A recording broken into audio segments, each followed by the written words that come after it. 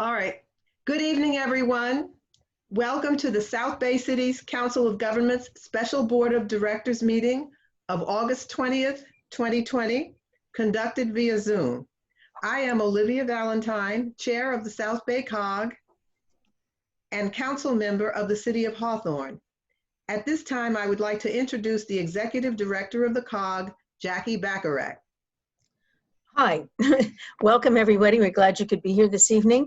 We have this is an official meeting, which means it's been posted and it's open to the public. We have one change to the agenda. Our second speaker, Councilman Buscaino, has been called away. We might actually see him later on in convention business, I don't know, but he will join us if and when he can. So the forum is really going to be for Mayor Butts. And that's all I was going to say. Olivia, did you want me to go on with any more? No, I'd like you to confirm the posting of the agenda for tonight's meeting. Yes, it was posted. Okay. And I should say that we learned at this meeting, we were asking people to register in advance, and apparently that is a violation of the Brown Act. You can't do that. So we now have two ways to come into the meeting. You can either pre-register or you can just come into the meeting. So thank you. So this meeting is called A Dialogue for Elected Officials, All You Want to Know About Police Operations. It is the second panel discussion in a series. The first panel discussion was held on June 29th on the role of police and police practices and policies. At this time, I want to introduce and thank Christian Horvath, council member of the City of Redondo Beach, for serving as moderator. Thank Good you. evening, Christian. Good evening, Olivia. Tonight, folks, as Jackie just mentioned to you, we are going to have Mayor Jim Butts and Councilmember Joe Buscaino will be joining us later after his other duties. Before we get over to Mayor Butts, I just want to read a quick bio for him. On February 1st, 2011, James T. Butts Jr. was sworn in as Inglewood's 12th mayor. James Butts has 45 years of public safety and municipal government experience. Mayor Butts has held the rank of the general manager or assistant general manager of 4 large and complex municipal organizations for the past 32 years. He served 19 years in the Inglewood Police Department, rising to the rank of deputy chief, 15 years as the chief of police for the city of Santa Monica, and 5 years as an assistant general manager for Los Angeles World Airports in the charge of public safety and counterterrorism, taking LAX to a #1 ranking nationwide by the TSA in 2009. I'll also read Councilmember Buscaino's bio. That way you have it for when he joins us. Joe Buscaino is a member of the Los Angeles City Council, elected on January 17th, 2012, to fill the vacancy left by Janice Hahn, following her successful bid for U.S. Congress. He was reelected to his first full 4-year term on March 5th, 2013. Joe has distinguished himself on the City Council, chairing several committees and being the city's representative on the AQMD board. Prior to his election to the City Council, Joe served for 15 years as a police officer in the LA Police Department. His assignments included the Office of Chief of Police, West Traffic Division, Emergency Operations Division, and for the previous 6 years, Senior Lead Officer for the Harbor area, where he became a well-liked and well-respected leader in the community. He created LAPD's first Teen Community Police Advisory Board, an organization that works with teens to problem solve and break the barriers between police and teenagers. His concept of bringing youth's perspectives to problem solving with the police department was implemented citywide in 2011. Councilman Buscaino has lived in the 15th district his entire life and is a first-generation Italian-American whose parents emigrated from Italy over 40 years ago in pursuit of the American dream. Thank you to Mayor Butts and Councilmember Buscaino for joining us. Mayor Butts, I'm going to turn it over to you for remarks and everything you want to start off with. Okay. So I wanted to set a preamble. You know, there's no way that we can tell you everything you need to know about policing in, I don't know, an hour or so. But what I can do is take my experience in running 3 police departments and then being a mayor for 9 years, and I'm at 48 years of public service now, for 9 years, and translate the important components of what it means to be responsible for a police department for elected officials. Now, I entered law enforcement in 1972 in Inglewood, a city that up until 1937 was the stronghold for the Ku Klux Klan of Southern California. And this city, up until the late 60s, had covenants on properties that you could not sell to a colored person. Very, very racist city. Entered the police department when white flight was beginning to occur. And I give this to you as a preamble to tell you that I have experienced discrimination. Growing up in 77th Division, I was almost arrested for attempted murder just because I drove a car that was a Volkswagen in the same color as someone that committed a murder at 4th Avenue in Florence. I lived near 2nd Avenue and 67th. And if I didn't have my police hat in the backseat of the car, I was a police cadet at the time, they would have booked me for attempted murder just because I was black and in a car that was driven by a black man that committed a murder. So I really know this saga on both sides. Now, the interesting thing is that now, after the George Floyd incident and killing, at no time before now has there been a worldwide acknowledgement and recognition of that there are problems in some police departments. Now, let me tell you this, and let me be very clear about it. There are some great police departments. The overwhelming majority of police officers are good people. However, there are too many police departments that have a warrior police culture and that don't recognize that the most powerful tool that a police officer employs is that of discretion. The discretion of who to stop, the discretion of who to pull out of a car, the discretion of who to arrest, and they have unfettered ability to write a report. And back in my day, it was called to pencil whip somebody, to write a report in a way to ensure that they could be incarcerated and held for bail.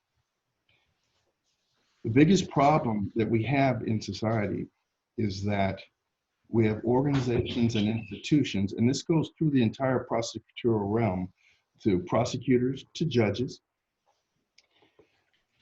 that they too have discretion. District attorney's offices, they rate themselves on conviction rates. And once they decide to prosecute you, the state has unlimited resources compared to the resources of the individual. So what does that mean? That means the people that are brought into the system and the people that DAs make the decision to prosecute now can be forced in an untenable situation to plead to lesser crimes to avoid the specter of being convicted and sent to state prison. And the biggest problem is institutions don't realize the cultures that have been developed within them. A judge that sentences someone is unconscious to his bias. And so what happens is that police officers tend to enforce more heavily those people that don't look like them. They tend to write tickets more heavily to people that don't look like them. Now, this isn't every police officer, this isn't every police department, but it's far too many. And so until this George Floyd incident, people were more constrained by their fear of crime and the interactions that they have had with police officers to get really involved in trying to figure out what are our responsibilities to oversee the police. You have to remember that police departments got their genesis when the slaves were freed. And one of their big, and actually the biggest job of the police has always been to maintain the status quo, to maintain the order that exists at the time. And we need police officers. because there's some very bad people out there. And when bad things happen, you need police officers that know how to be badasses and deal with them. But the reality is, and there's a Washington Post article, and I can send a link to Jackie, and she can send it to everyone. It says, what do police really do? And the reality is that 97% of the things police do have nothing to do with violent crime. The reality is the overwhelming majority, probably 80% of the police officers that are ever employed, will never fire a weapon. The thing they do the most is handle a plethora of calls that deal with the maintenance of peace and keeping order. And so for you, elected officials, I'm going to get into more about how you can provide effective oversight. But I'm going to give you two examples, and hopefully this works. One of a negative police culture, and that's the Arizona police, and Phoenix, Arizona Police Department, terrible police department, led by a Black female chief. Terrible. So here we go. I'm going to give this a try.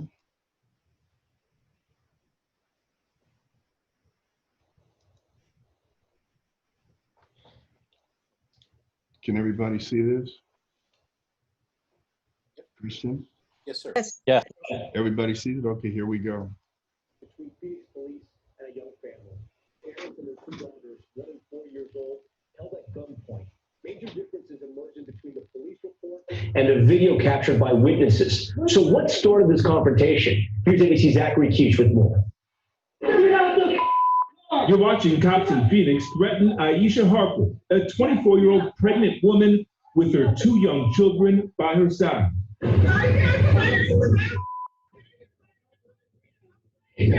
Police later stated in their report that they feared she was reaching for a weapon. This incident unfolding after police received a report of a stolen doll from a nearby dollar store. The video starts after the family pulls up at their babysitter and are approached by police with guns drawn. Harper's partner, 22-year-old Rayvon Ames, is also threatened and issued a stern warning. Pulled from his car, he spreads his legs and then is kicked by the cop. Then, when his fiance refuses to put the children down, the officers only get more upset.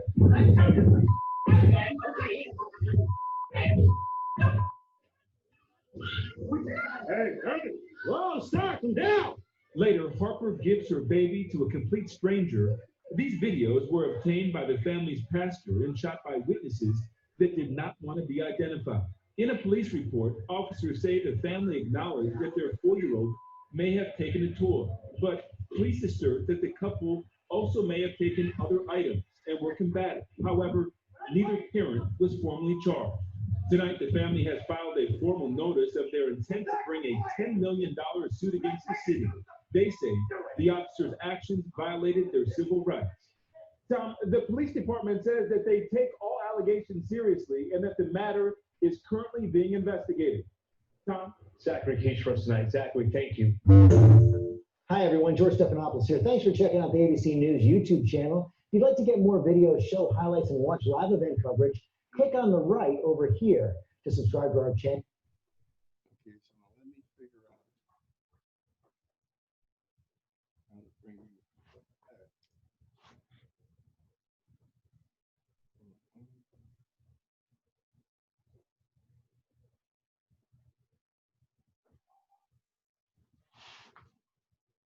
back. Trying to figure out how to bring you guys, bring me back.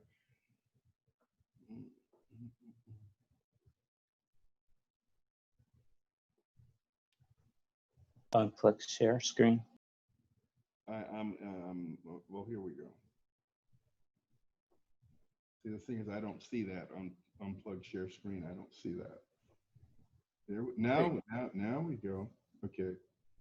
Now, am I back? Yep. Did you do that? Yes, I did it for you. Okay, good. And then you'll do the next time. Yeah. Now, this is just one of many incidents involving the Phoenix Police Department. And so let's break this down. This is the way those officers behave all the time. when they're dealing with people that don't look like them. And police departments in most states are covered under laws passed by their legislatures because they knuckled under to police unions to make these types of incidents confidential so that the department and the chief are the only ones that have access to them. And so they'll tell you, well, we really can't talk about it because of AB 301 or Assembly Bill 301, which is 3300. And you won't know for years until it's time to settle a lawsuit where you have access to the information. And here's what usually happens. Councils just want to be done with it. They don't really want to get into the nitty-gritty of what happened. They hear it on the news and then they pay and it goes away. And let me tell you what message that sends to the officers. It says, this is how we do things and it doesn't matter. Now, why do the officers, why do they do these things? Okay, it starts in the academy. The emphasis in the academy is weeding out the weak, weeding out those that aren't physically fit, weeding out people that are a danger, they feel are a danger to other police officers. And they prize stress, they prize adherence to commands, and these officers coming out of the academy as pliable as silly putty to whatever culture they're immersed into. Now, if they join an organization that is progressive, if they join an organization that is values-based, and by that I don't mean just mission, vision, and values that they put on a wall, that they infuse them into their training, they infuse them in their promotional practices, they infuse them in their briefings. If they don't enter an organization like that, they adapt to the culture of the organization they come into. If you look at those people in the Phoenix Police Department that you just saw, everybody knows they behave like that. And as vociferous as they were, there are plenty more that behave like them. And if you Google the Phoenix Police Department, you'll see plenty of videos where they've killed people, abused people, and I can't imagine what their liability budget is like.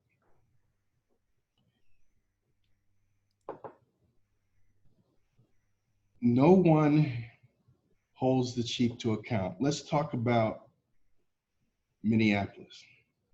Okay, so the chief there now came up in the organization. He's been the chief for 2 years. He headed internal affairs for a while. I think he has 18 years in the department. He sued the department for racist practices, was awarded $800,000. So he's intimately aware of what goes on in his department. However, this officer that abused George Floyd was a training officer. Let me tell you what that means. That means when there's no sergeant on the scene, this guy is in charge. You had rookie officers go and arrest a man for allegedly passing a $20 bill. Well, let me tell you something. We don't arrest people for passing a single counterfeit bill, even if you can determine that it's counterfeit. That person could have got that counterfeit bill from anywhere and could just be transferred. But regardless, you confiscate it, take the gentleman's information, log it, and turn it over to the Secret Service. That's what you do. But they didn't do that. They arrested him. He said he was claustrophobic. He didn't want to get in the police car. And then the officer shows up, the FTO. And he's making a determination that they're going to force this guy into the car with no sense of perspective, like how big a deal is this? Is this what we would do if this were a white guy? Would we do it if it was a white female that came here and passed this bill? We wouldn't do that. But no, not only are we going to make this guy get in the car, we're going to torture him basically for over 8 minutes. The guy says he can't breathe. Doesn't matter.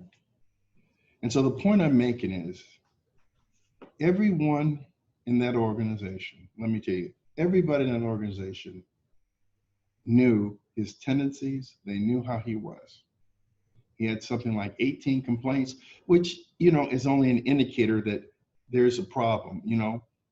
One of them was for taking a 25-year-old Hispanic female, I think she was 25 or 30, out of her car to write her a traffic ticket, and he handcuffed her in the back of his police car. Handcuffed her and put her in the back of his police car while he wrote the ticket. Everyone knew how he was. And so what we want to do as elected officials, we don't want people like that to go on in perpetuity working for our cities, representing the city. Police departments are the most visible facet of government in any jurisdiction. More people will have contact or see a police officer or police car than any other city employee.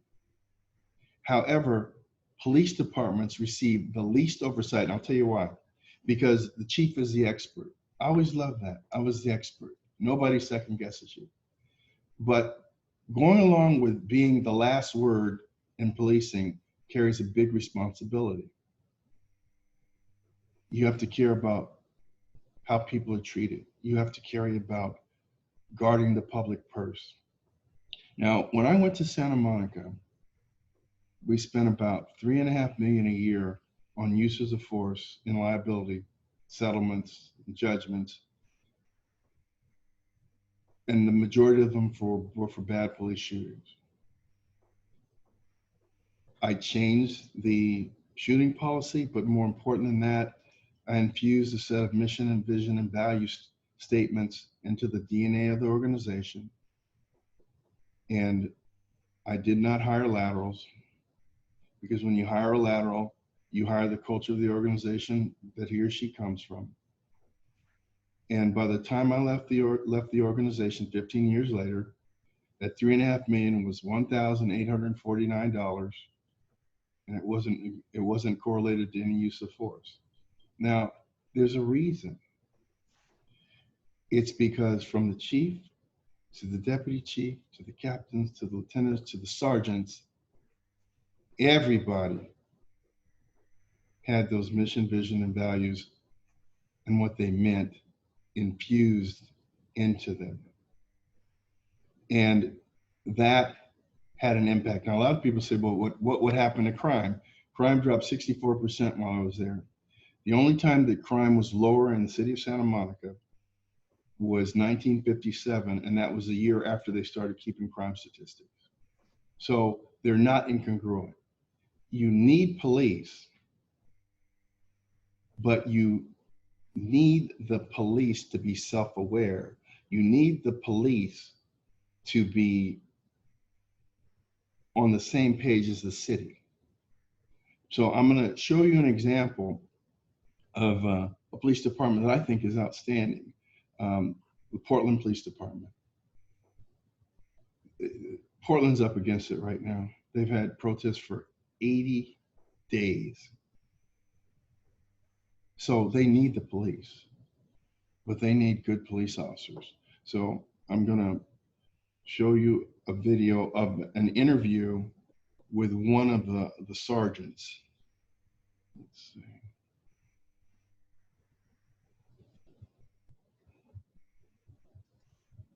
And I just want you to listen to the gentleman, and you'll understand what I'm talking about when I talk about the culture and DNA of an organization.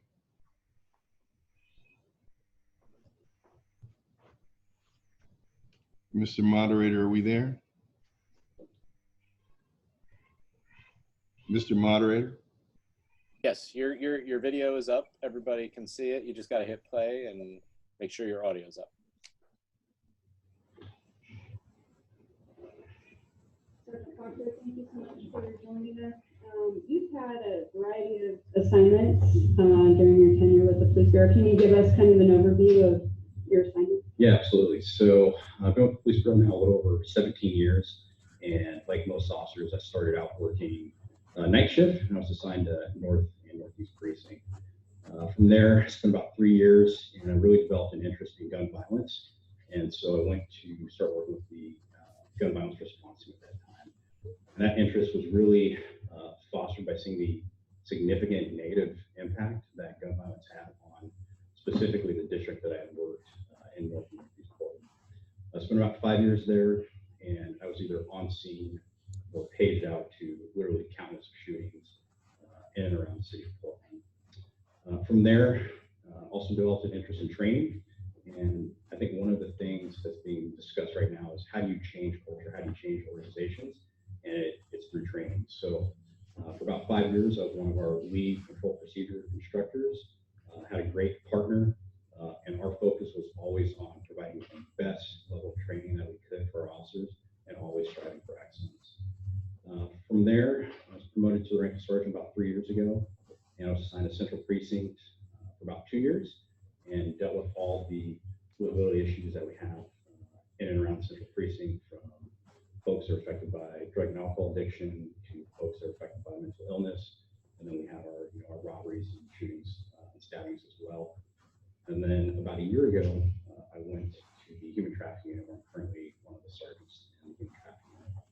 I've also been a member of the Special Emergency Reaction Team, or SERT for short, which is Portland's tactical team for a little over 7 years now.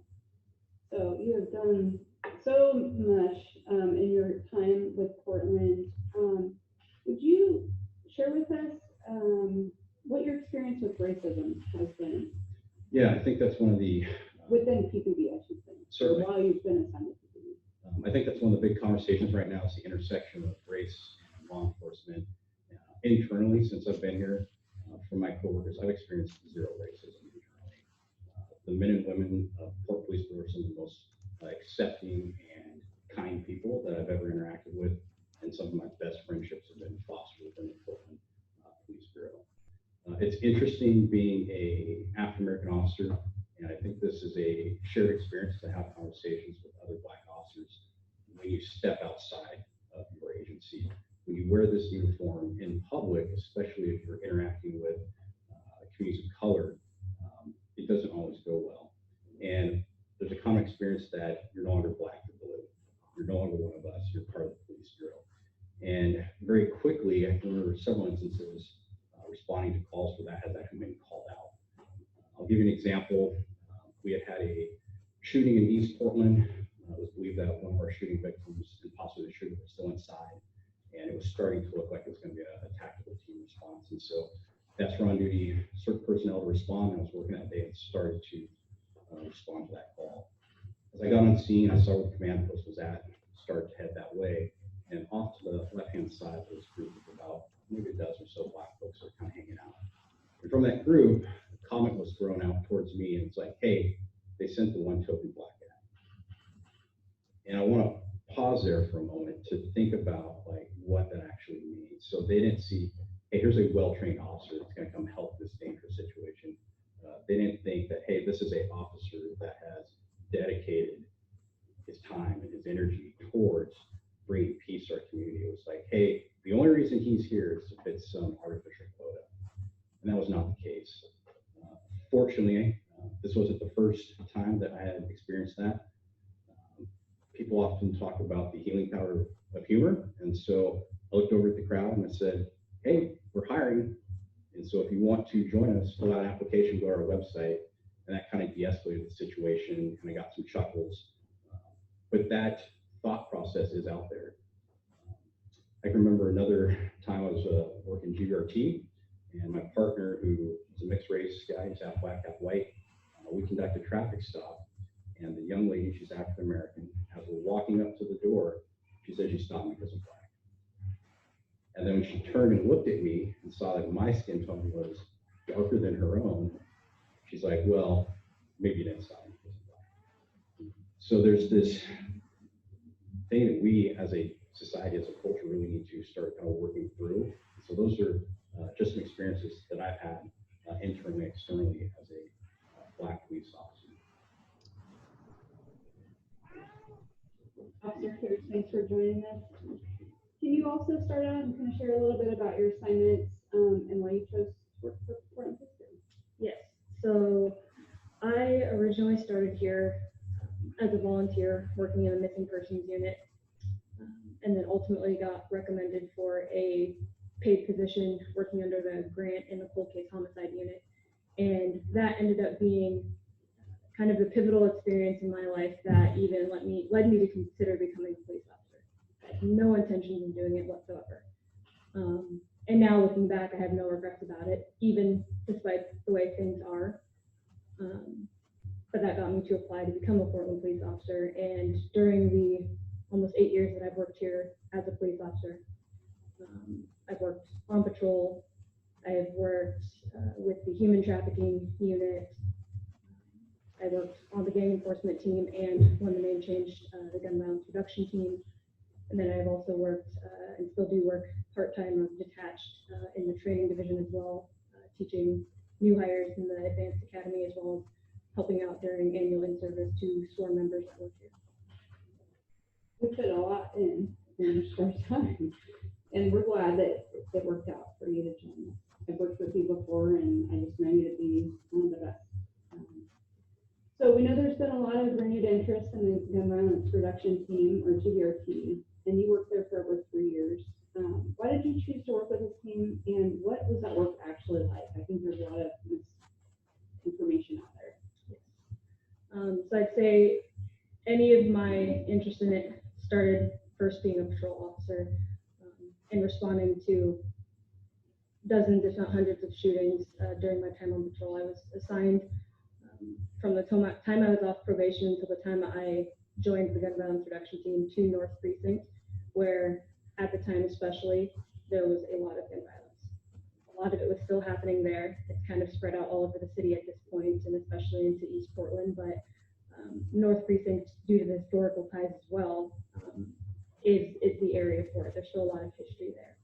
And seeing how prevalent the problem was, it was eye-opening, because you don't hear about it always on the media. You might get a couple here and there.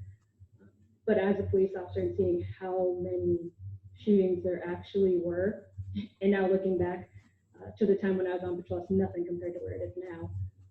It's a big problem. And then also seeing and working around the officers who were on what gang enforcement team in that time, seeing the reputation that unit had within the community, but especially in the Black community, who is the most and heavily impacted by gun violence, I wanted to be a part of that. I would be, as a patrol officer, rolling up and maybe doing a traffic stop on somebody who happened to be African American.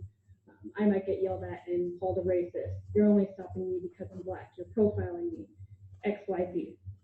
And then I would have an officer who was on the gang enforcement team who would come up and cover me and happen to be in the area, and then they would walk up, and immediately that person might have had prior contact with them before, and as soon as they either recognize the officer or saw, that patch, it immediately calmed down the situation. Any sort of comments about me being racist or profiling somebody for, stopping them for those reasons, it ended because of the relationship and the respect that they had built up over the many years before I even became part of the team. But seeing that was huge for me, because I will not put myself in a situation or participate or work for something that I can't go to sleep at night and something I don't believe in. And getting to see that was kind of what really sparked my interest in joining the team. Okay, and so I gave you those two dichotomous examples of police culture, okay? You see, you want officers like the last two that I played the clips of working for you. And see, this whole thing about maybe we're asking the police to do things they're not capable of. They're not capable of dealing with mentally ill people. They're not capable of handling domestic situations. Oh no, you are paying police officers enough. You're paying police chiefs enough to train people properly and to infuse cultures of civilized behavior within them. The idea that that woman cannot handle the plethora of things that are thrown out at her to handle, or that policeman could not handle most anything they encounter at 2 a.m. And the reality is, police departments are the only unit of government that are in the street 24 hours a day. Now, the fire department has officers available 24 hours a day, but they're asleep at night. They're not interacting with the public.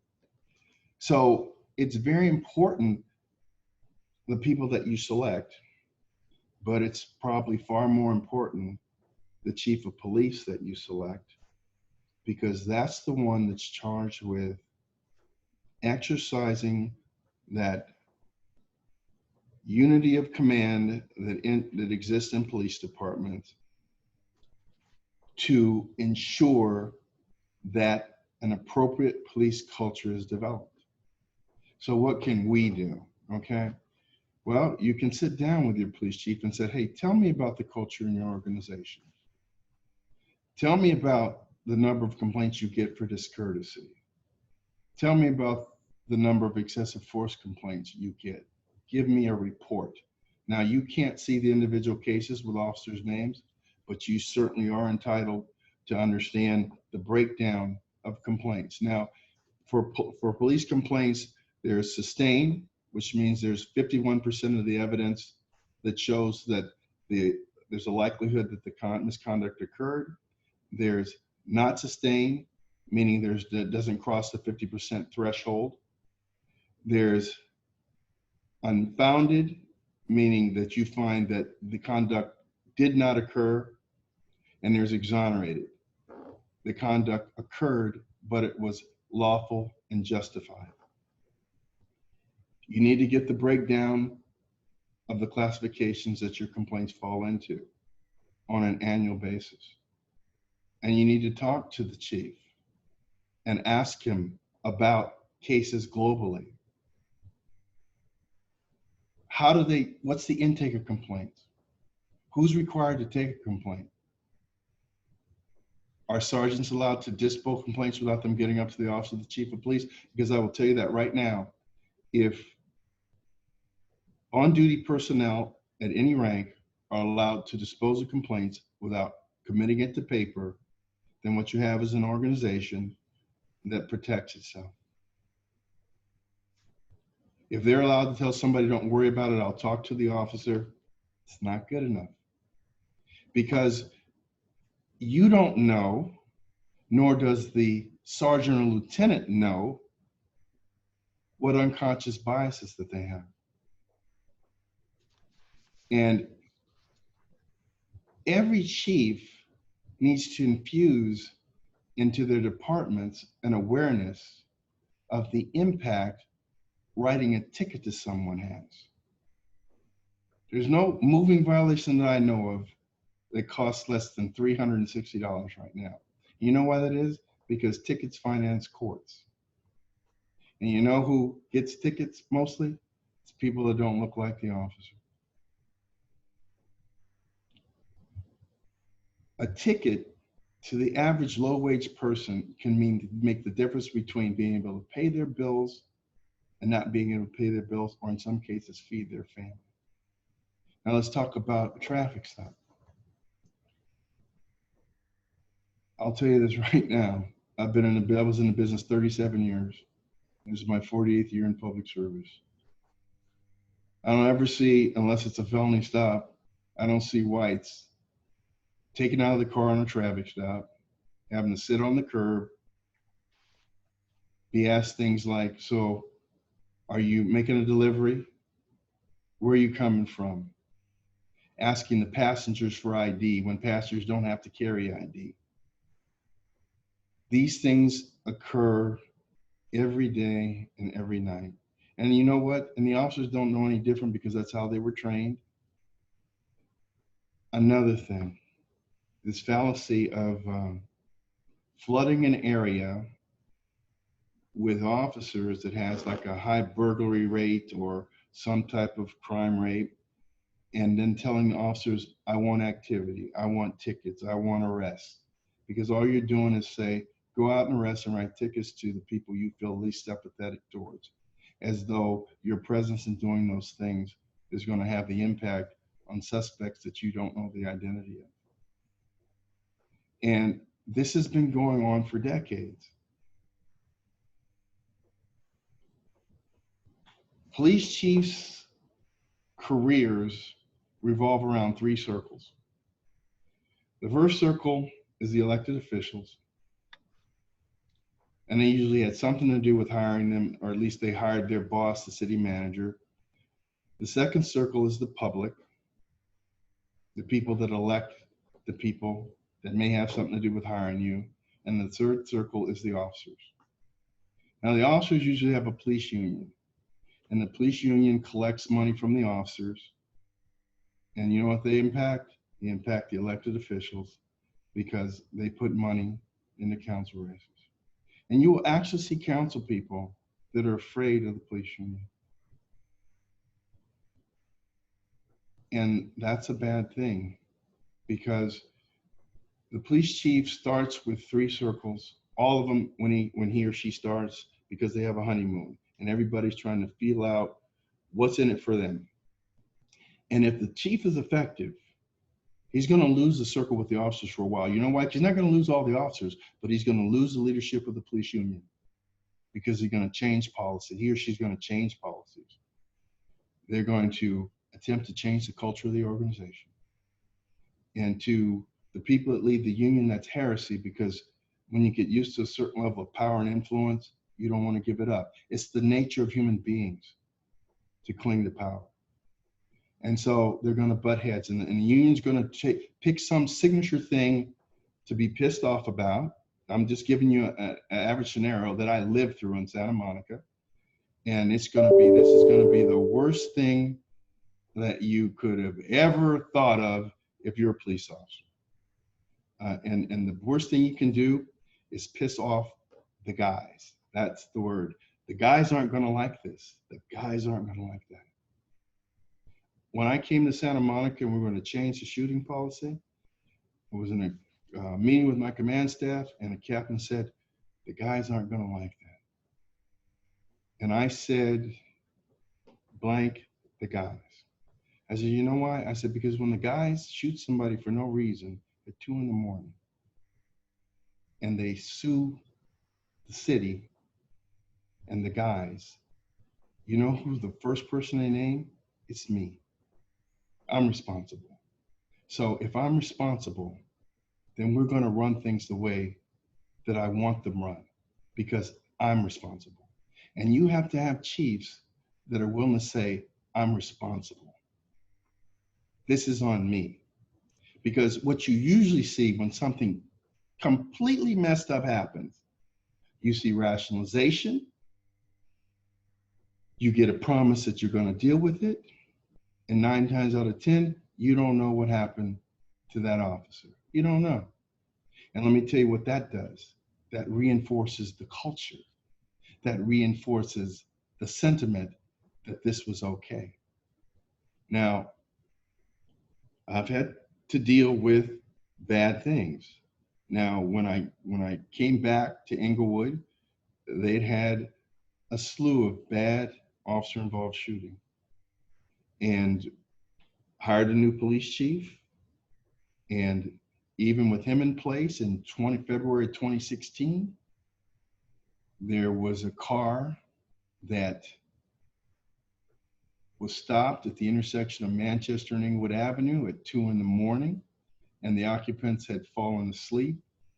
It would later be discovered that they were intoxicated, and the female passenger had methamphetamine in her system.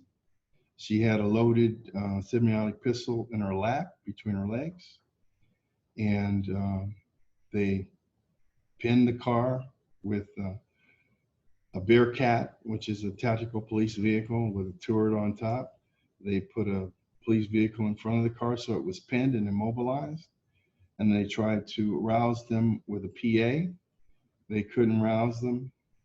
They had tactical advantage. They had cover and concealment behind their vehicles.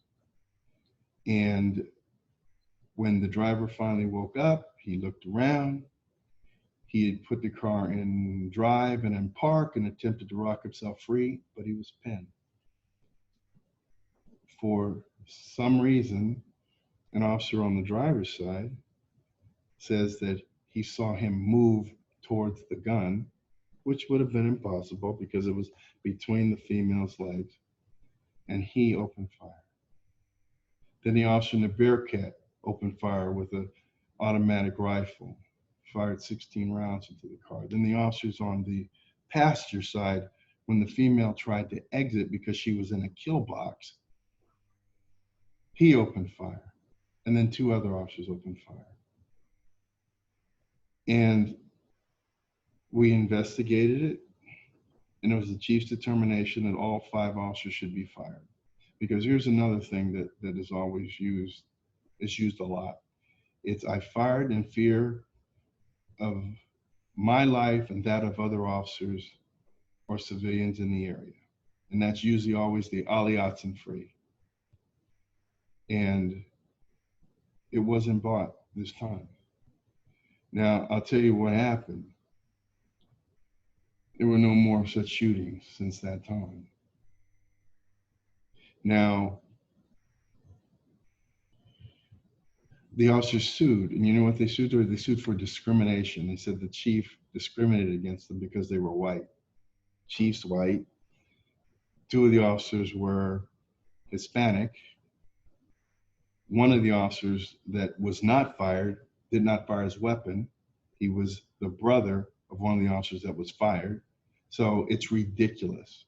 But the point that I'm making is the chief made a tough decision, because there's nothing worse you can do as a chief than have somebody label you that you don't care about the safety of officers. Matter of fact, they use the term officer safety so often, you would think that officer safety was a real person.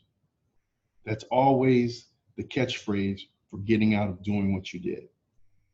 And so I know that there's some of you that become aware of police interventions on stops where there are excessive number of officers that come to the scene, that the actions taken are overkill for the allegations that are alleged against the vehicle. I know many of you people watching are aware of that, but you never say anything to the chief because you think the chief will take care of it. Well, you don't know that. And I'm just going to be honest with you. You don't know that. You don't know where the chief's head is. You don't know if that chief is down to 1 circle. You don't know if the city manager has said, hey, you know, you gotta get along better with the officers because they're complaining to council people. You have to hire the best person possible, and then you have to support that person. Because when you get to the point that you have to depend on a civilian review board or some other kind of board, then you've lost it. You know why? Because policing is the only business that deals with giving people the power to bypass the whole judicial system by executing someone right there on the street. Judge, jury, and executioner, that you come to a point when things go bad for so long, you ask a panel of people who know nothing about the business to make a determination as to what went wrong. There's one person you need to hold accountable. That's the chief of police. And if the chief of police can't fire the cops, then you better fire the chief. Now, that's an extreme remedy, but what I'm telling you is that for most departments, they're good departments, but most departments have bad officers that are allowed to continue on with basic impunity. And so that's our responsibility, to hold the chief accountable, to let him or her know that they have support in doing the tough things that need to be done. But if they don't change the culture, if they don't infuse humanity, if they don't make, I have the Beyonce and Katy Perry rule. If you wouldn't write the ticket to Beyonce or Katy Perry, then what are you writing the ticket for? You're not here to make people's lives difficult. You're here to ensure safety. So with that, Christian, I'd be glad to take any questions. Sure. So, we have a variety of questions that were presented by Olivia, and some of the things, and Councilmember Chen, and if anybody else wants to ask a question, put it into the chat box, and I'll be happy to ask it of the mayor. But I'm going to try to go through some of these and pick out things that maybe you didn't cover. So, what questions in your mind, right? Having served as a police chief and now as a mayor, right? What questions should the council members be asking of the chief when they're in that closed session environment, and discussing maybe something that's brought to them, or let's actually broaden that.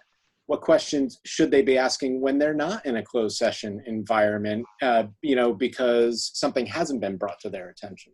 Okay, let me tell you, the first thing, you have at your disposal a treasure trove of investigated incidents where the city paid people money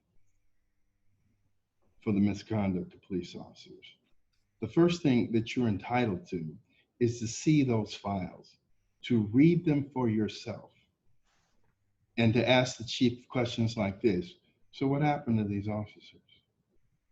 What did you do to make sure everybody understands that this can't happen again?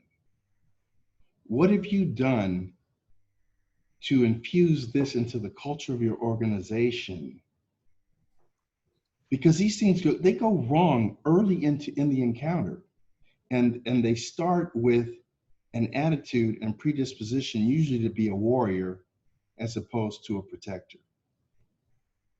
And some of them, you can see viciousness and sadistic behavior like was exhibited to George Chauvin. And George Floyd. Chauvin was the officer. And if the chief doesn't give you satisfactory answers, you have a problem, because there's no confidentiality at that point. You've paid money. So that's number one. Two, when you have conversations with the chief, ask him to tell you about training in the department. Does the training infuse any appreciation for human values, for values and how people are treated? Ask to see from your HR and from your chief your promotional processes, to see examples of what kind of questions are asked. And if all the questions are tactical and legalistic, you have a problem. If there's no consideration of an officer's disciplinary history in the promotional selection process, you have a problem.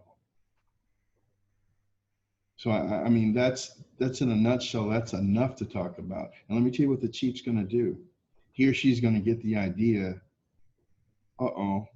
they understand what's going on. And it's gonna have an impact it's gonna tip the scale from, I really don't wanna piss the guys off, to, I better deal with these issues. So let me follow that up then. A good majority of our cities here in the South Bay don't have their own police departments, right? They contract out to the sheriff's department, which is a giant organization. So and clearly you've worked for private forces, but what would be your recommendation to those cities in this situation? Who are they supposed to be asking questions of and holding accountable when they're contracting? They don't have that same leverage that an independent city has. You're at the mercy of whoever the sheriff is. And if the sheriff's a good old boy, you're gonna get good old boy policing.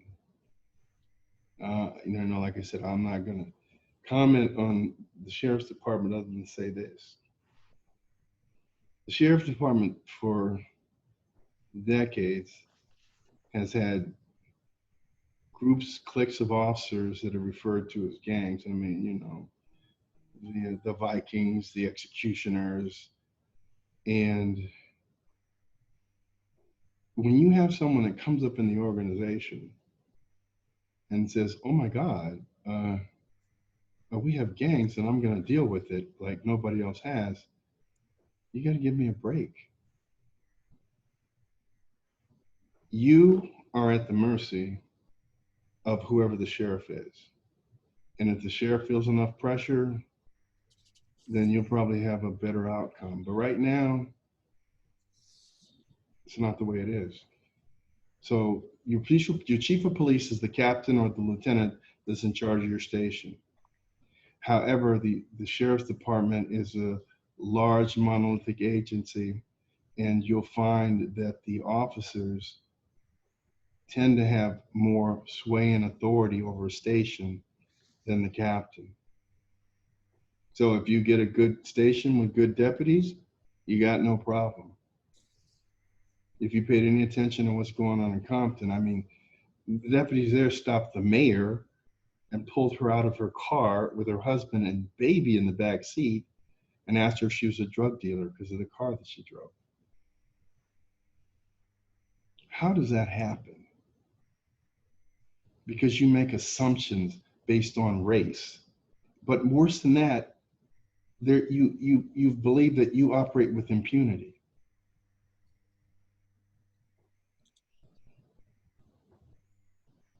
Okay, so a lot of what you've talked about clearly is focused on the culture of the organization, who's at the top, and how that culture disseminates down to the line level officers.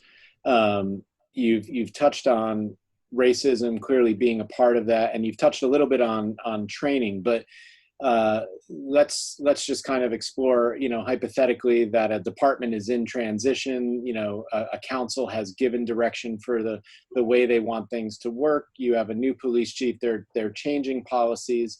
What type of training, seminars, what is out there to, or what can a council expect that is available aside from that coming from the top down to actually help change the attitudes, to change any racist inclinations amongst members? Is there enough training at all, or is it really a matter of changing the department? Yeah, and see, Christian, you said on it. Let's be realistic. You can send people to all kinds of training.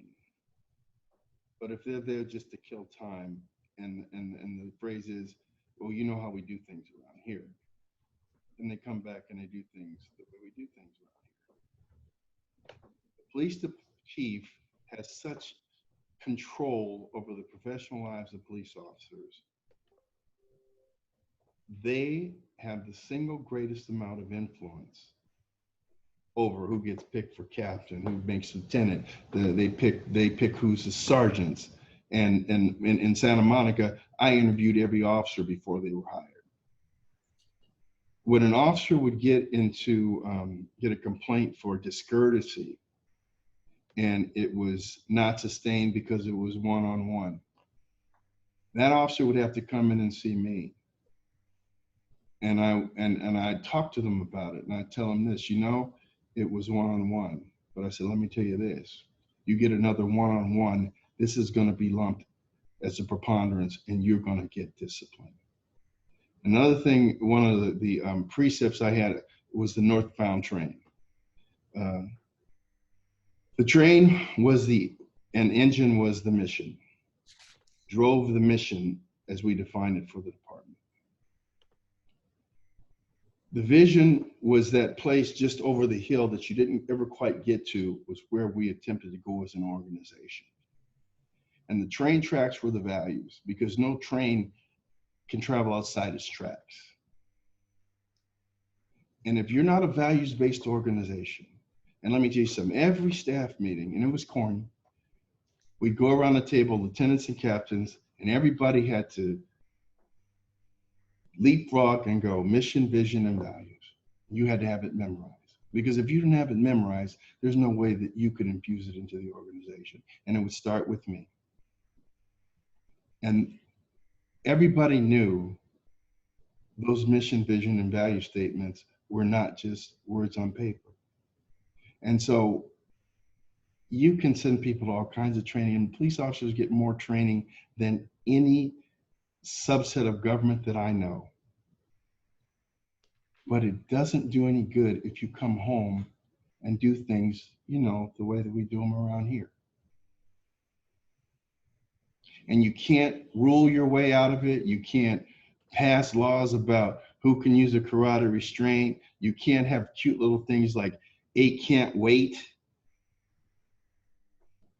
Everything in 8 can't wait, with the exception of banning carotid restraints. Any progressive agency has those in their policies. So you can't train your way out of it. You have to culture your way out of it. Okay, so this is one, a lot of things have been covered in some of these questions. This is one from Councilmember Chen. What does police reform, defund police, and reimagining policing mean to you when you hear the public and elected officials advocating for them? Say it again. What is, I missed that. Sorry, what does police reform, defund police, and reimagining policing mean to you when you hear the public and elected officials advocating for them? That is such bullshit. Whenever anybody talks about something as critical to public safety as a police department and talks about reimagining things and defunding things with no idea of what they're talking about, they're going with the political flow. Because let me tell you something, I'm not defunding the police department here. We're not reimagining anything. What we are have retooled, reorganized, and changed the police culture. But whenever anybody uses phrases like that, they're saying, I don't know what to do, but I want to look like I'm progressive and want to do something. Well, let me follow up on that, right? Because you and I have had side conversations outside of this. So when some people bring up, there is an enormously high expectation for what officers should be doing, right? You are expected to kind of be the end all be all for any problem that arises out in the community. And that's a big expectation. So, you know, you are not mental health professionals, you know, you are not necessarily homeless outreach professionals, you know, so in your mind, when and clearly the whole idea of defund the police, I think has been misrepresented by some people, but the idea of, and I think it's more of an expansion of what a police department can do.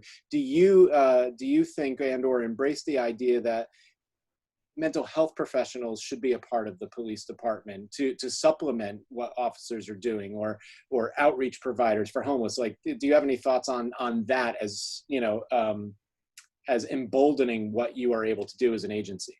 Christian, you are so on point, so on point. When I got to Santa Monica Police Department, we developed a homeless liaison program, and the acronym was HELP. And we trained those officers in issues pertaining to mental health, about issues regarding the assistance of people that were homeless. And they were 2 officers, and that's what they did 40 hours a week, 5 days a week. Here we have a civilian officer and a sworn officer that's our homeless liaison program.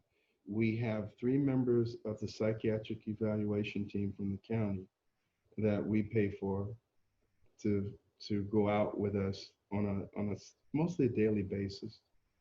And because we don't have everything that we need to deal with some issues in society. However, every single police officer should be trained to exhibit the compassion and understand the resources that are available to homeless and mentally challenged people. Every police officer has a responsibility to take into account that a person they're dealing with could have mental health issues, trained to recognize signs of mental illness and not escalate situations to the point where you seriously hurt someone because you approached them the wrong way. So you're completely right. Progressive police departments have units that are designed to deal with homeless issues and mental health issues. They're also trained to know when to call in additional resources. That homeless liaison program we have here, they're specialists in securing housing vouchers to give people temporary shelter. And as a result, we have one of the lowest homeless counts continually in our spa. Okay, question from Council Member and Chair Valentine. What is your expectation of the police in use of force? Okay, so the quick and dirty answer is you're only supposed to use the level of force necessary to overcome resistance. And every officer knows what that means through your police training. That doesn't mean that you're there after you overcome resistance. You're not there to punish someone. You're not there to teach them a lesson. You're not there to stick a police canine on them. It's called enough. And every progressive police department knows that all the officers on the scene have a responsibility to say that word enough when it's over, in case someone is carried away in a rush of adrenaline. And I believe after the George Floyd incident, the police department's going to get that.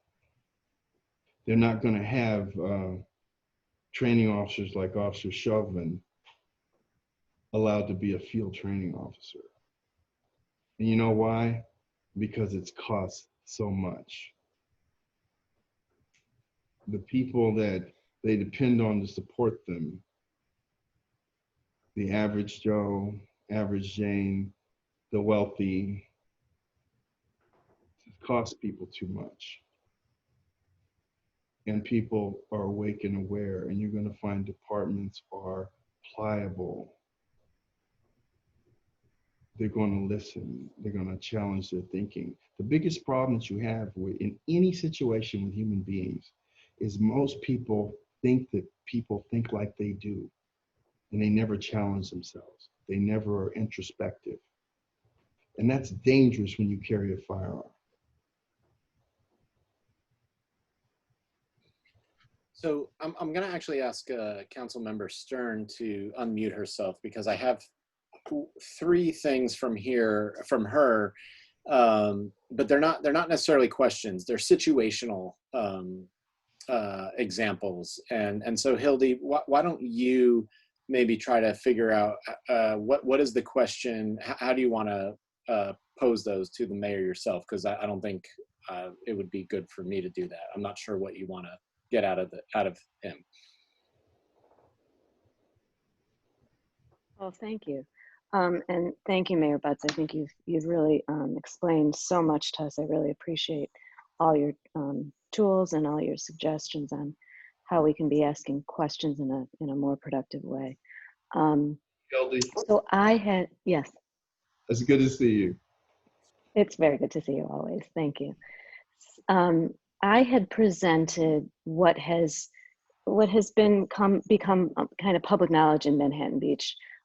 3 situations, and I guess I'll say they're hypotheticals because they exhibit kind of questions that when we become aware of how police responds to certain situations, and I had 2 kinds of general questions. One is, how can we justify some of these responses? And we'll get to those after I give you these hypothetical situations. And then how do we ask the questions to really understand what what's the real transparency here in what was done? How can we really get to real answers? So you had kind of alluded to them. I don't know if you had seen them, but the first one was a report of a stolen vehicle, and the situation was that a car rental company had reported that a vehicle was stolen for failure to pay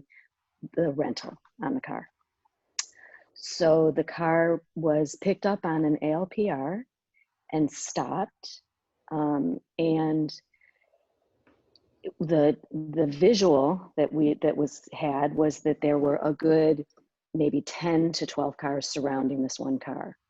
The occupants of the car were a female and her 3 young children. So lots of questions, and not the least of which is, how is a rental company able to characterize failure to pay as a crime? But more importantly is kind of how do we look at that response, and how do we ask the questions to get an understanding of what the policy is that requires that response.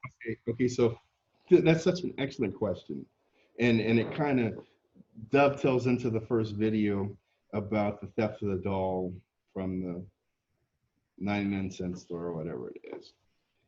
Okay, let's talk about stolen vehicles. Let's say it was a stolen vehicle. A stolen vehicle is an insurance issue in this day and age. You know what I'm saying? If the car doesn't come back in a certain amount of time, the insurance company is going to pay off. There are still police departments that chase stolen vehicles. I'm going to get to your specific example in a second. And they endanger other motorists, pedestrians, themselves, chasing stolen cars at 70, 80 miles an hour on surface streets. We don't permit you, absent an underlying crime of violence associated with the vehicle, we don't allow a pursuit. And we have a primary and a secondary unit are the only ones that are allowed to be involved. I think it was like 4 or 5 months ago, morning watch, we had 6 police cars chasing a stolen vehicle. And let me tell you, what's likely going to happen. You know, it's under investigation. Every one of those officers are going to be disciplined. It's my belief. I have to always say it's my belief, or they'll say I'm running discipline. And the lieutenant that was in charge of the station, he's subject to demotion. That's how serious that issue is of chasing stolen vehicles. And let's talk to your instant situation. Was that on PMs or was it morning watch? What time of the evening was it? I can only tell you from the picture, and maybe I can share. Well, you don't have to. I mean, it looked like it was daytime. Daytime. It looked like broad daytime, and there was no other car. It looked like it was cordoned off, no other cars. I have to tell you that's not good police practice. Reality is, if it's a stolen vehicle, then you need enough units in the area to ensure that there's safety for the officers, that you're able to, you know, because you don't know who's in the vehicle or what have you. But as soon as you saw that it was a female and children, all the other cars should have been called off. But you know what happened? I bet you they were all there in a little rainbow around the car, and then everybody sit there talking and judging, and it not only looks terrible, it's a terrible waste of police resources, because every one of those cars that's there could be someone providing visible presence and safety somewhere else in the city. I don't know how it is in your city, but in every city that I've been the chief in, the biggest part of the police budget, the biggest part of the budget for the city was public safety. Right. All right? And so that's another thing that needs to be infused into the DNA of the department, that citizens pay a lot of money for us to be efficient and effective. And so that's the thing where you jack the chief up. You get with them and say, hey, what's the deal? Why did it take 6 or 7 cars to deal with a woman and 3 children in a rental car that's reported not turned in time? And you got to beat it, because what should have happened is a supervisor should have been on that scene immediately and said, you're 10-8, you're 10-8, you're 10-8. get out of here. Because the officers are going to do what they think is cool. That's what supervision's about. But in many organizations, they don't have that ethos. And so it's common sense. You have common sense. And here's another thing too.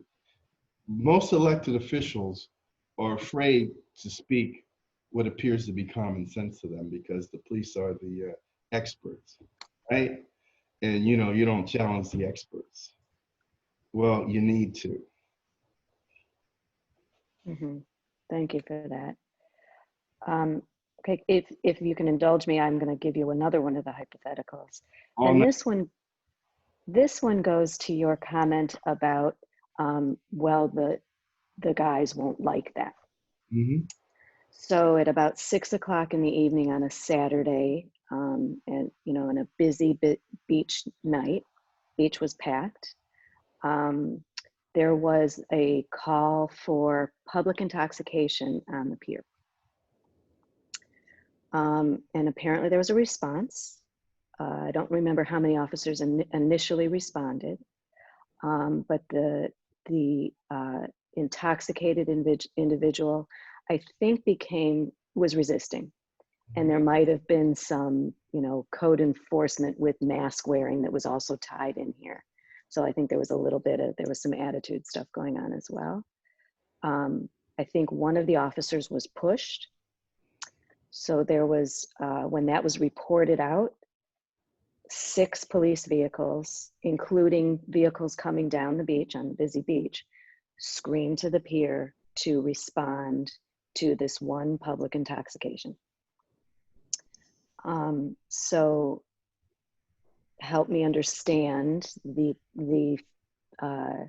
reaction that one of our own was being threatened, and that being a justification for what was probably at least 12 officers responding to public intoxication in an enclosed area. Okay, so what was the outcome? Was he restrained without undue physical violence, or was he beat pretty bad? Help me understand, what was the outcome? Yes, so not sure I know exactly the outcome. I know there were no weapons involved, and I don't believe there was any violence beyond the initial push.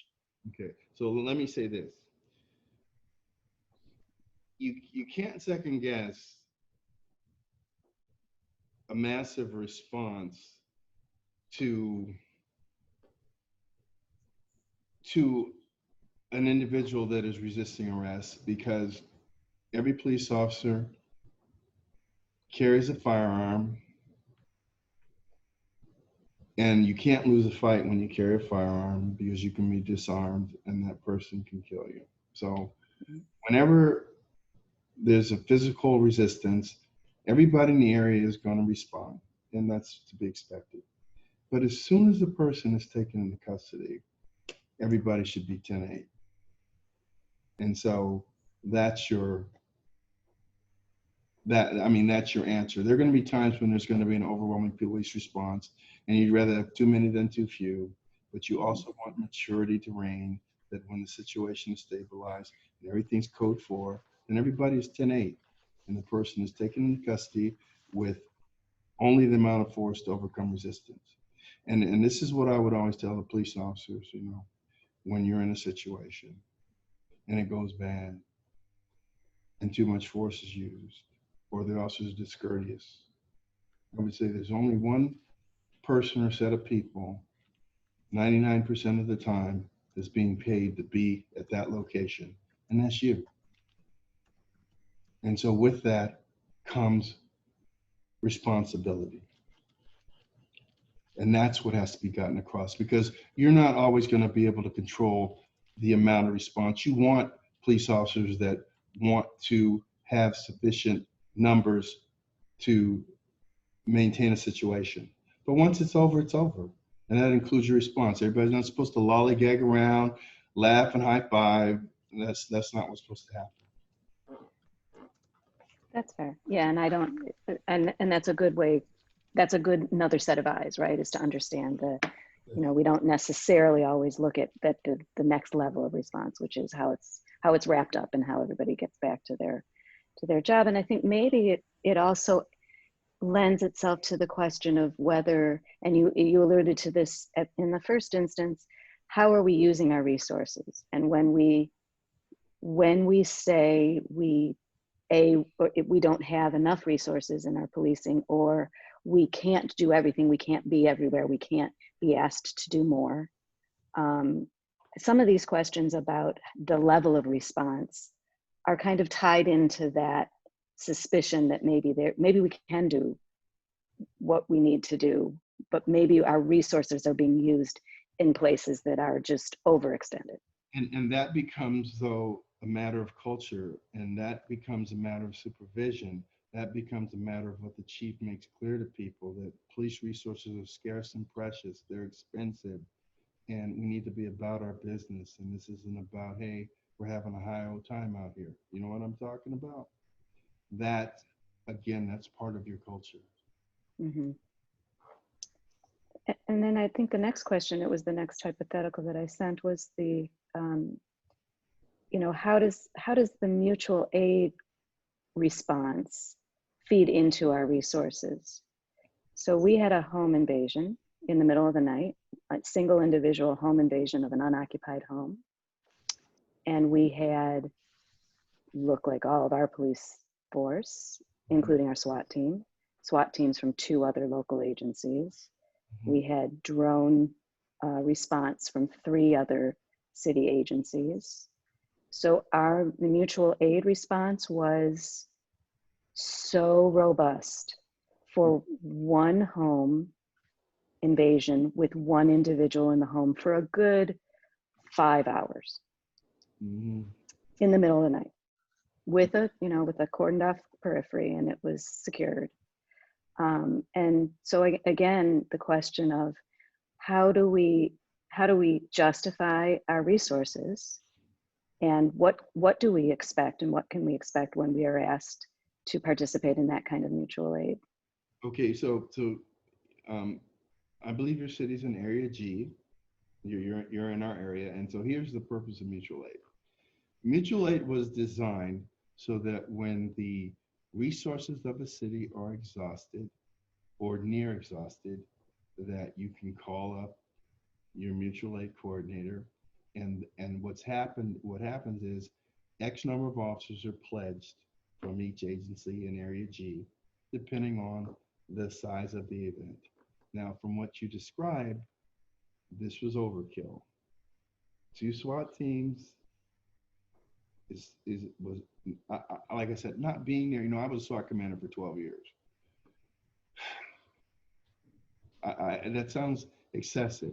Now, but what can you say? It isn't going to be that without all the particulars. Well, was it that this was a barricaded individual with a firearm? Had he fired at a police officer? All they knew it No was weapon. Oh my goodness. From that description, it was overkill. And then but the thing is, you have the right to ask your chief to debrief you about it. You have the right to do that. And after a few times of having to debrief to defend the indefensible, it's going to trickle down that, this isn't the way we do things. But he or she had better have some darn good reason why it took 2 SWAT teams for one barricaded suspect with no allegation of a weapon. Because look, you have to set a perimeter, take a certain amount of officers at a perimeter. If you're going to have, first you surround and call out. If the person doesn't call out, then you should have a SWAT team, because you're trying to ensure the safety of both the officers and the suspect, because SWAT teams are trained to extract people from structures. But you're probably going to end up throwing gas in anyway, but it doesn't take 2 SWAT teams for that. But like I said, I wasn't there, and I won't second guess officers where I wasn't there. But, like I said, I was a member of SWAT 12 years. I was commander for 6. So every situation is unique. However, but you should feel free to ask questions. have it explained to you. Did you feel when you were a chief that you were being criticized when you were being asked questions? Oh no, I relish the opportunity to educate and explain to elected people why we do what we do. If you know what you're doing, if you're proud of what you're doing, that's an opportunity. Okay, that's good to know. Yeah, and I wouldn't want to come across as criticizing, and maybe sometimes we are a little bit afraid to ask questions because we don't want to look like we're criticizing, right? And you know, I don't need to go into the wonderful culture that our chief does create in our department, but maybe there is some hesitation there because we want to be partners with our chiefs. Well, but the thing is that you can never feel that someone you're paying a couple $100,000 a year should be offended if you ask them questions. Okay, let me say people still call me chief, and I relish that because that was an achievement of a lifetime for me. And I didn't get to head one department, I got to head 3 departments. And I'd love to educate electeds on what we do and why we do it. So any chief that is, a good chief is this is an opportunity. I think I'm going to stop expecting to have this private conversation with you and let somebody else ask some questions. I think I forgot that there's other people in the room. So everybody's asking the same thing. Everybody's the same thing. Thank you, Hildy. Thank you, Mayor. You're welcome. One thing I think we should all point out here is that we as elected officials are accountable to the people who vote for us in 4 years. A chief or any department head or city manager is accountable only to us and or the city manager. So, I think we should be able to have those types of dialogues and ask the hard questions. And to the mayor's point, if they don't want to answer the questions, maybe that's a red flag. A Christian? Yeah. Without doubt, anyone that acts offended, a chief that acts offended or doesn't want to answer, that's a problem. Because let me tell you something, I always felt, and some of the people that I worked for, I didn't think the most of, but you work for them and you work for the people that elect them. And you are picked because you're supposed to be an expert that knows how to lead people. Leaders understand that sometimes they will be challenged. Leaders understand that sometimes they'll be challenged by people who think they know more than they know. But you were picked to be a leader. So I'm going to actually ask Councilmember Cow to unmute because he's got a couple questions here specific to operations, but I feel like maybe there needs to be some color behind why he wants to ask those questions. So Kenny, why don't you? Sure. Go ahead. Thanks, Christian, and thanks, Mayor Butts, for doing this. This is a really terrific, very insightful discussion that we're all having, and it feels very intimate, so I do appreciate that. My questions are kind of a little bit more nuts and bolts about internal operations. For one, we've been receiving a massive amount of public records access requests, PRA requests. And I imagine that's true for a lot of the different agencies on this call. Just how do you deal with that as a practical matter? Of course, we want to be responsive to them in a timely manner, but for certain individuals, it does get to the point where, I guess in a court of law, they might even be deemed a vexatious litigant, so a vexatious PRA requester of sorts. What do you do as a practical matter to address those individuals? That's my first question. I have another one after you respond to this one, if I may. Okay. Well, as far as PRA requests,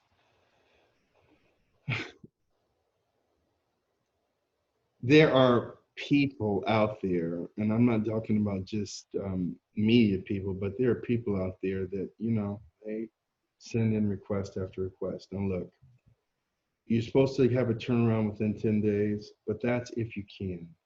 And so you have to triage your work. And so sometimes you just write them back and tell them, we need an extension, and you need another extension. We don't jump for the people that are constantly sending in PR requests. We prioritize other work of the clerk's office ahead of them. And they don't get their stuff in 10 days, but that's allowable under the law. That's all that you can do, because that's the law of the land. You have to turn over public records, but you charge for them when there are duplication fees. You don't have to give a record one that you don't regularly keep. You don't have to keep a record in a format that they desire. And here's one of the biggest things. You should only give people what they ask for. Now, what do I mean by that? A lot of times people don't know exactly what they're looking for, and they ask for things that, you say, that's contained in this document, but that's not what they asked for. So you give people what they ask for, and if you don't have it, it's no responsive record. You don't have to create a record for somebody, and you don't have to give them something they didn't ask for because they didn't ask for the right thing. Okay, great, thank you. And my other question, just I guess, is a little bit more having to do with the organization, organizationally, how services are provided to the public. For those of us who have our own police departments, I know for our city, we're very fond of having our own, and we have a lot of respect for our police chief, Chief Dreiling, whom I'm sure you know, Mayor Butts, and we really love having our own police department. The alternative, of course, is the sheriff's department on a contract basis, which I, for one, am averse to going to. But in light of the fact that having your own department can be very expensive, I'm wondering if I could hear your opinion on what you see as the future of regionalization in terms of services, particularly services like dispatch and jail, whether there's collaboration between different agencies and regionalization for the provision of those services, as opposed to going straight out to the contract services of the sheriff. Okay, here's where I see, the opportunities for collaboration while maintaining a local police culture, which is so important, because you can be a penny wise and a pound foolish. And if you contract with an organization that really doesn't have to be responsive to you, that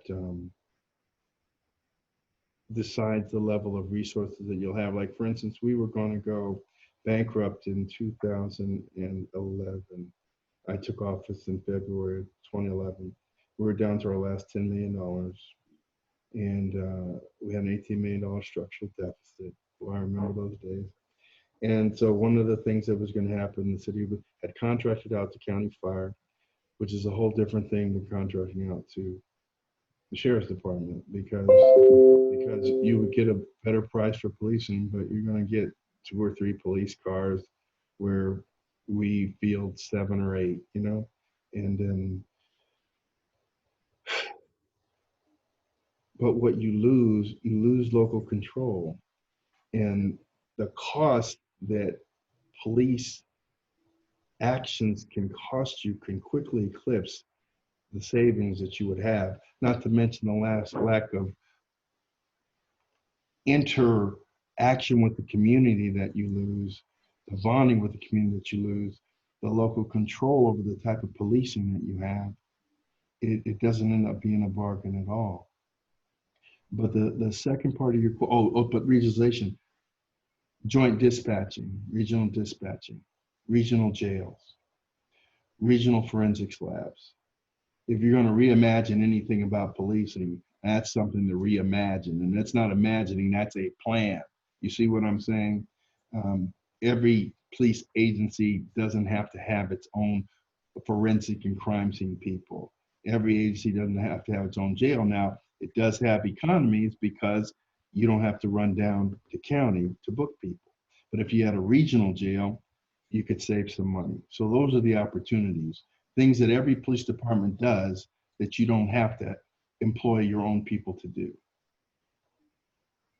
And so do you think that there is ultimately a potential cost savings of significance to a city by considering those regional options, even if they already do those things in-house? Of course, there's an opportunity, but that opportunity should in some way be funded by the federal and state governments, because right now, as in no time in our history that I know of in being in law enforcement, is there such a readiness to consider alternatives to the typical way that we do things. Because, you know, police departments are expensive. Yeah. And so because people are talking about reimagining things, they should reimagine doing things smarter, but still hold chiefs and departments accountable for their culture, because you can't rule your way into proper behavior. Thank you so much, Mayor Butts. Really appreciate it. You're welcome.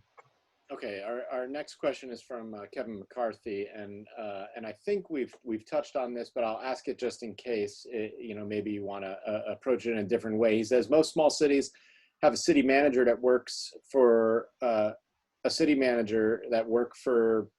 part-time or volunteer council. In these cases, should it be the city manager that works with the chief of police rather than the council? And Kevin, if you need to elaborate on that, just unmute and do so. So ask me that one more time. Sure. Most small cities have a city manager that works for a part-time or volunteer council. In these cases, should it be the city manager that works with the chief of police rather than the council? I think he's talking about the questioning of the police and the accountability. It depends on your charter. Most charters put the city manager as the head of the classified service. And so if you're chief of civil service, he's part of the classified service. Some charters allow the council to pick the police chief, the fire chief. It depends on what your charter says. But regardless of what your charter says, the council should be invited to briefings to understand why the police department does what it does. Now, you may have a hierarchy because you don't want, you know, all of us elected officials aren't all the brightest tools in the shed. Everyone here is, but the thing is, you can't make a chief subject to, sometimes, you know, the wingnuts are elected. So the wisdom in the charter that does it like that is they hold the city manager accountable, and then the city manager is a buffer for the chief.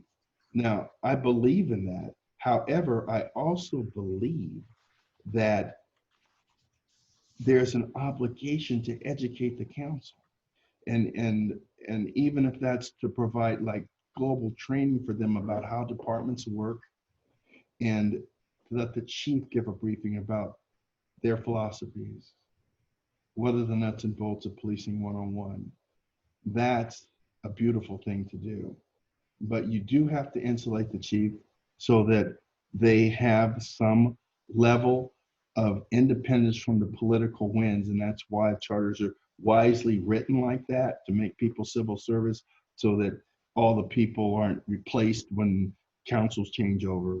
And so things are done without a political bent. But there's a fine line and dance between that and police autonomy. Okay.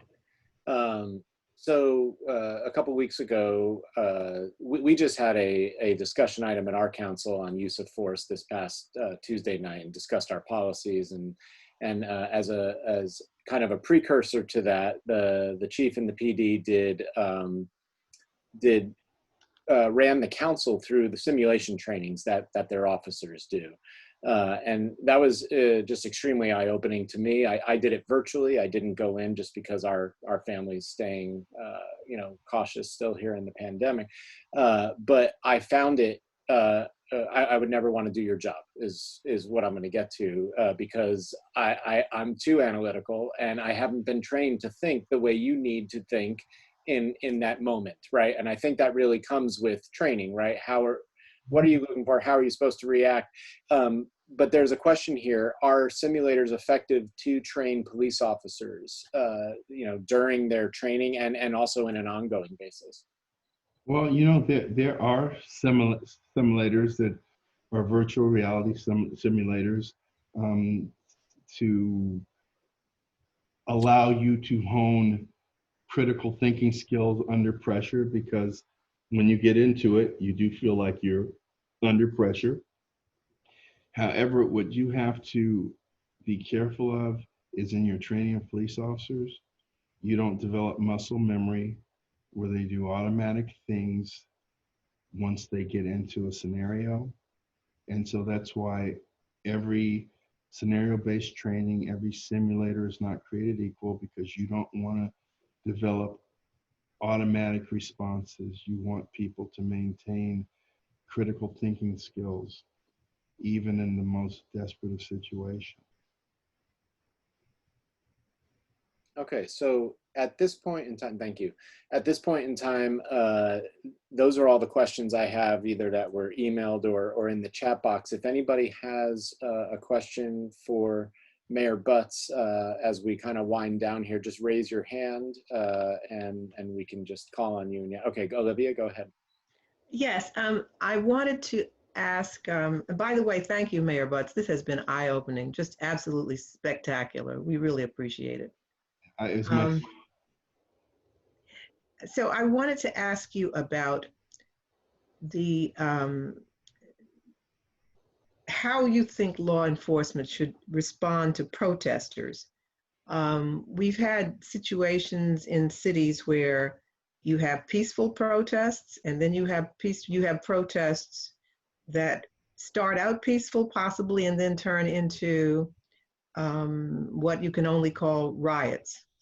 So I want to know what your thinking is about how the police should respond to the peaceful protesters, and how they should respond when those peaceful protests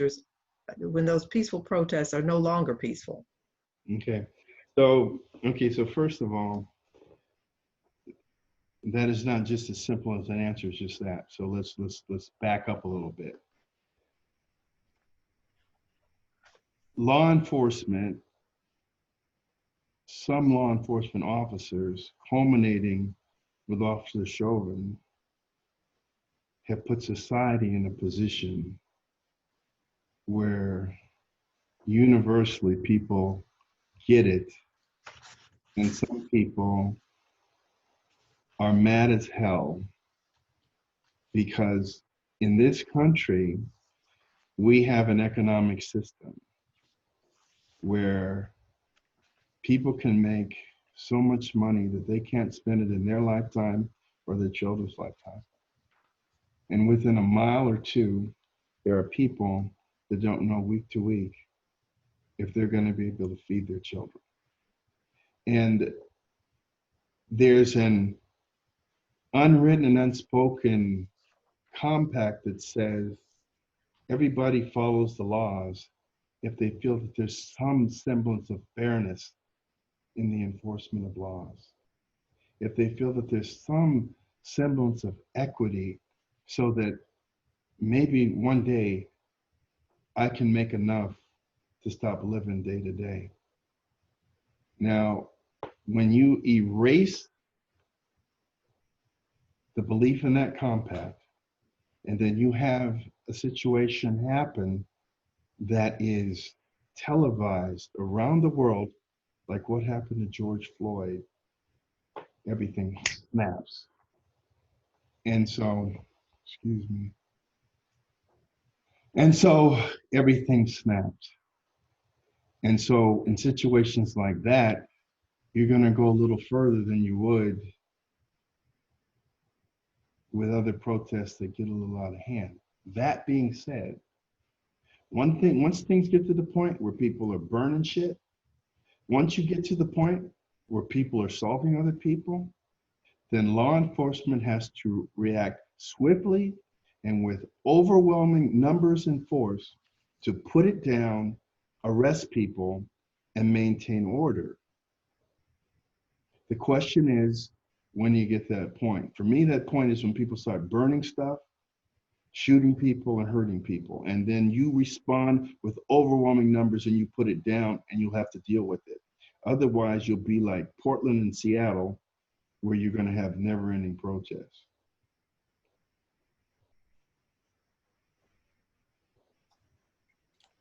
Thank you. You good, Olivia? Okay. Yes, thank you. But I'm not a police chief anymore, all right? George, go ahead. Go ahead, George. Thank you, Christian. Thank you, Mayor Butts. You know, like most problems we're trying to solve, I like to focus on what we believe, based on your experience in the current state of our situation, our community. What do you think is really the root cause? It seems to me that when there's an encounter between a law enforcement officer and a potential, perpetrator, for lack of a better word, we're talking about the tail end of an encounter. Either I'm gonna exaggerate. Either you die or I die within the second, and my guess in most of the cases, the officer would be on top. Choose life, yeah. Right, but based on your experience, what do you think is the root cause? Because if we can't get back to the root cause and we try to fix the tail end, then it's muscle memory. I don't know. George, you're such a wise man. While you may be talking about an encounter and the way that it ends, actually what you're talking about is a society and what we've come to. When you start a country based on enslaving people from another country, committing genocide of the native Indian population,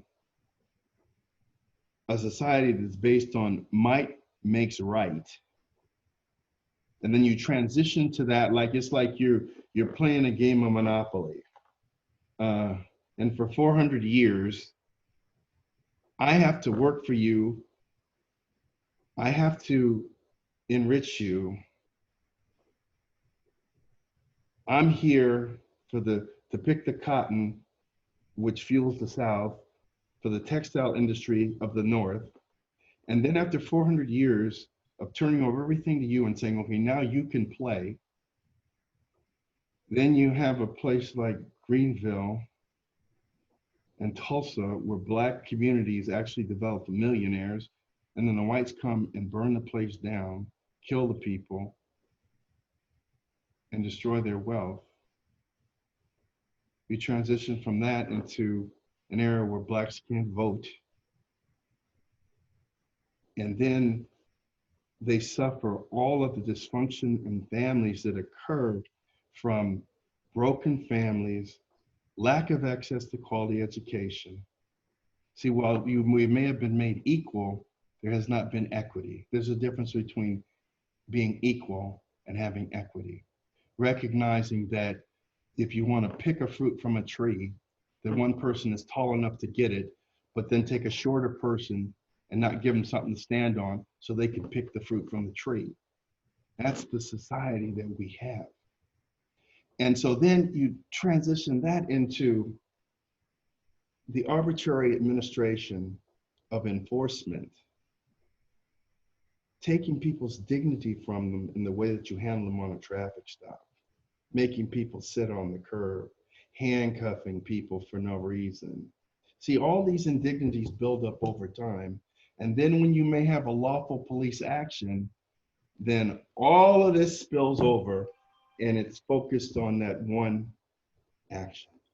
So when you ask the question, the problem is this country is not focused on equity. We're focused on what's in front of us right now. And then we want to make a law right now. And then we want to say what you can't do right now, as though treating the symptom is curing the disease. Now, I hope I went a long ways around, but that's the way I see it. Well, Thank Mayor you. Butts, I think on behalf of everyone here and those that may be watching later online, I want to say thank you. And thank you for being an incredible voice of reason, not just here tonight, but lately on local TV, and really starting to expound upon something that has been kept in the dark way too long, and that we do need to have more and more conversations around. I just want to give you a moment if you want to just kind of close it out, and then I'll hand it back over to Chair Valentine to end the meeting. Well, I just want to tell you that this has been an opportunity to talk with everybody. I've been on more TV shows in the last 2 months than I've been since I was police chief in Santa Monica, and I've been on TV a lot. Because you know why? Because people now, they want to understand.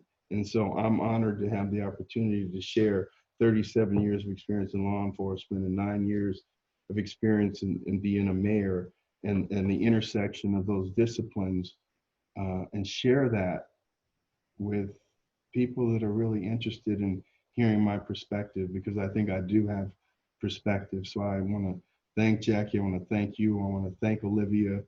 I definitely want to thank Hildy for having the opportunity to share, what I know. Great. I'll turn it back over to you, Olivia. Thank you. Yes, thank you so much, Mayor Butts. This has been so gratifying. We really, really appreciate your voice. We're so fortunate to have your voice. So again, thank you from all of us. At this time, I need to ask, is there any public comment from anyone in the audience?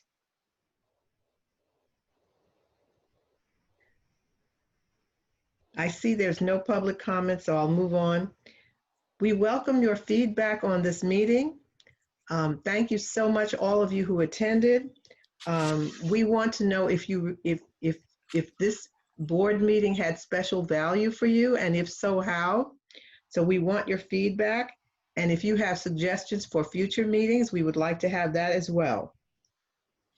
Our next regular board meeting is next Thursday, August 27th, and we will have a presentation on achieving economic vitality in a COVID-19 economy, what South Bay cities need to know.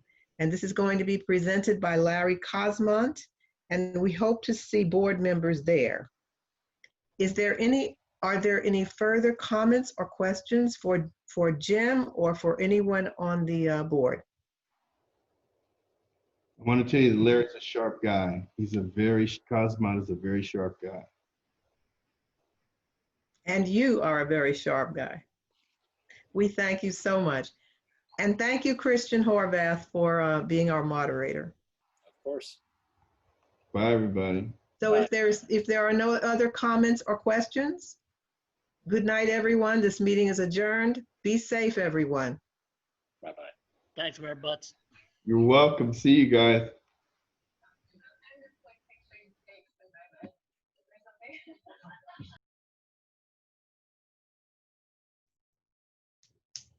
Thank you, Mayor Beth.